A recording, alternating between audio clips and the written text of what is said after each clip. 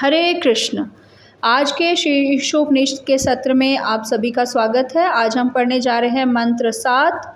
यस्मिन् सर्वाणि भूतानि आत्मा एव अभूत विजानतः तत्र को मोह क शोक एकत्वम अनुपश्यतः।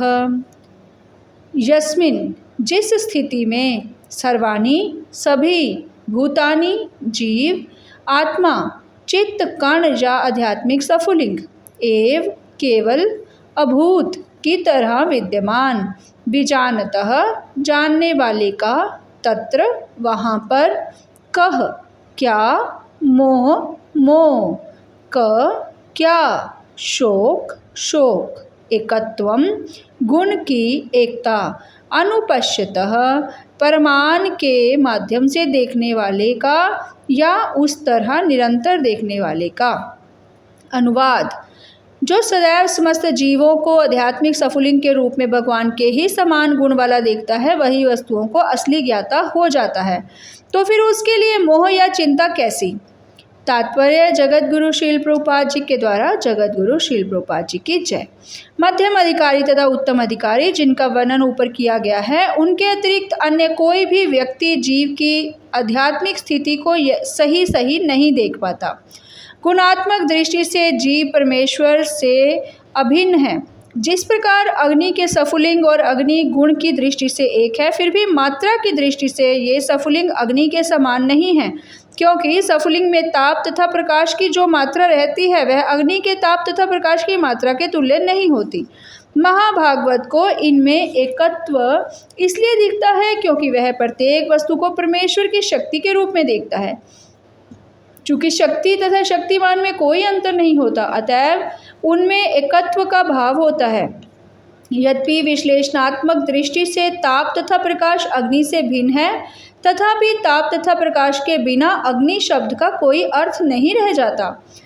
इसलिए सामासिक रूप में ताप प्रकाश तथा अग्नि सभी एक हैं। इस मंत्र में एकत्वम अनुपश्यतः शब्द सूचित करते हैं कि मनुष्य को चाहिए कि वह प्रामाणिक शास्त्रों की दृष्टि से समस्त जीवों को एकत्व को देखे। परम पूर्ण भगवान के पृथक पृथक सफुलिंगों में पूर्ण के लगभग 80% ज्ञात गुण पाए जाते हैं, लेकिन मात्रा में वे परमेश्वर के तुल्य नहीं होते। ये गुण सूक्ष्म मात्रा में उपस्थित रहते हैं क्योंकि जीव उन परम पूर्ण का क्षुद्र अंश ही होता है। यदि हम दूसरी उपमा प्रयोग में लाएं तो कह सकते हैं कि समुद्र की एक बूंद में जितनी मात्रा में नमक होता है वह कभी भी पूरे समुद्र में उपस्थित नमक की मात्रा के तुल्य नहीं होता।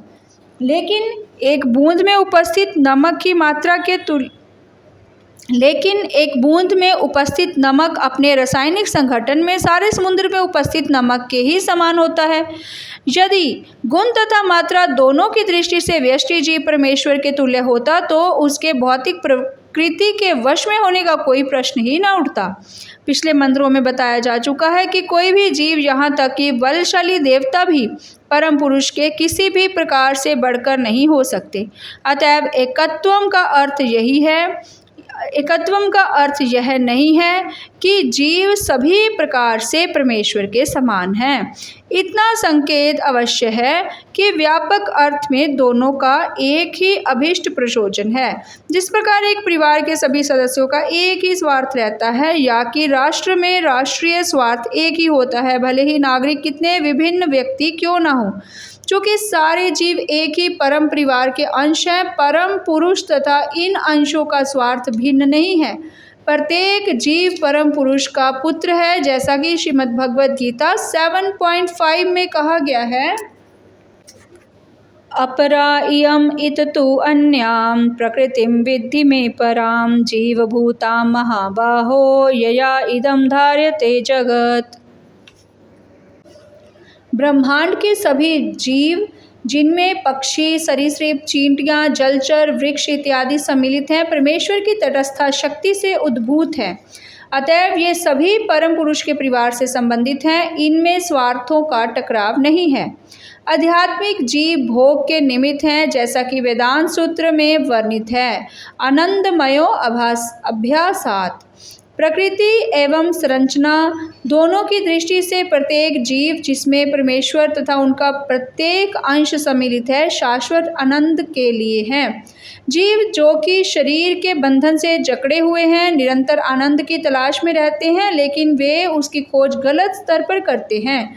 इस भौतिक स्तर के अतिरिक्त एक आध्यात्मिक स्तर भी होता है, जहाँ परम पुरुष अपने असंख्य पार्षदों सहित आनंद भोगते हैं। वहाँ पर भौतिक गुणों का लेश मात्र भी नहीं रहता। अतएव यह स्तर निर्गुण कहलाता है। निर्गुण स्तर पर भोग की वस्तु को लेकर कभी कोई झगड़ा नहीं होता, लेकिन इस भौतिक जगत में विभिन्न जीवों के बीच निरंतर टकराव होता रहता है, क्योंकि यहाँ पर भोग का उपयुक्त केंद्र उपेक्षित है। भोग के असली केंद्र तो परमेश्वर है, जो भव्य तथा आध्यात्मिक रास नृत्य के केंद्र है। हम सब उनके साथ रहने तथा दिव्य रुचि तथा विरोध रहित जीवन बिताने के लिए हैं। आध्यात्मिक रुचि का यह उच्चतम स्तर है, और ज्यों ही कोई एकत्व के इस पूर्ण रूप को पा लेता है, त्यों ही मोह या शोक का कोई प्रश्न ही नहीं रह जाता। ईश्वर विहीन सभ्यता का उदय माया से होता है, और ऐसी सभ्यता का परिणाम परिताप या शोक होता है।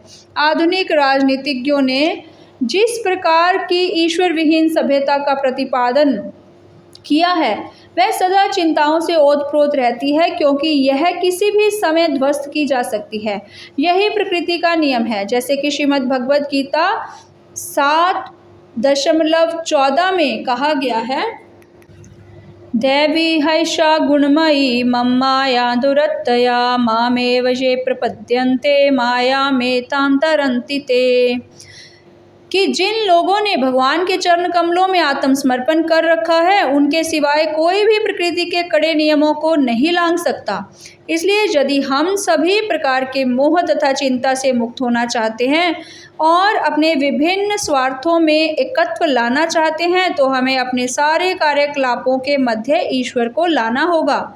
हमारे कार्यकलापों के फलों का उपयोग केवल भगवान के हित में होना चाहिए, अन्य किसी प्रयोजन के लिए नहीं। केवल भगवान का हित ध्यान में रखकर ही हम यहाँ पर वर्णित आत्मभूत शब्द तथा भगवत गीता 18:54 में वर्णित ब्रह्मभूत शब्द को समझ सकते हैं।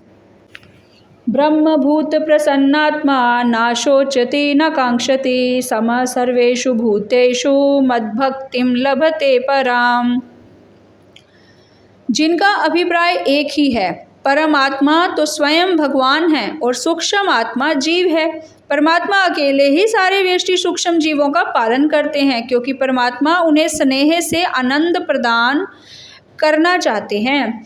पिता पुत्रों के माध्यम से अपना विस्तार करता है और आनंद प्राप्त करने के लिए उनका पालन करता है। यदि पुत्र पिता की इच्छा के प्रति आज्ञाकारी होते हैं, तो परिवार के सारे कार्य सुरुचिपूर्ण तथा सुखमय वातावरण में सुचारू रूप से चलते रहते हैं। ठीक यही स्थिति परब्रह्म के परिवार में दिव्य रूप से नियोजित रहती है। पर ब्रह्म जीवात्मा के समान एक व्यक्ति है, ना तो भगवान निराकार है, ना ही जीव निराकार है। ऐसे दिव्य व्यक्तित्व दिव्य आनंद, ज्ञान तथा शाश्वत जीवन से परिपूर्ण रहते हैं। आध्यात्मिक जीवन की यही असली स्थिति है, और जो ही मनुष्य को इस आध्यात्मिक पद का बोध हो जाता है, त्यों ही वह परम पुरुष श्री कृष्ण के चरण कमलों में समर्पित हो जाता है।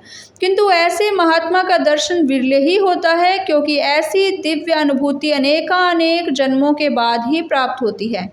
किंतु एक बार प्राप्त हो जाने पर किसी तरह का मोह या शोक या भौतिक अस्तित्व के दुख, जन्म तथा मृत्यु नहीं रह जाते, जो हमारे वर्तमान जीवन में अनुभव किए जाते हैं। श्री ईशोपनिषद के इस मंत्र में हमें यही जानकारी प्राप्त होती है। हरे कृष्ण हरे कृष्ण कृष्ण कृष्ण हरे हरे, हरे राम राम राम हरे हरे। हरे कृष्ण कृष्ण कृष्ण हरे हरे, हरे राम राम राम हरे हरे। हरे कृष्ण कृष्ण कृष्ण हरे हरे, हरे राम राम राम हरे हरे। हरे कृष्ण।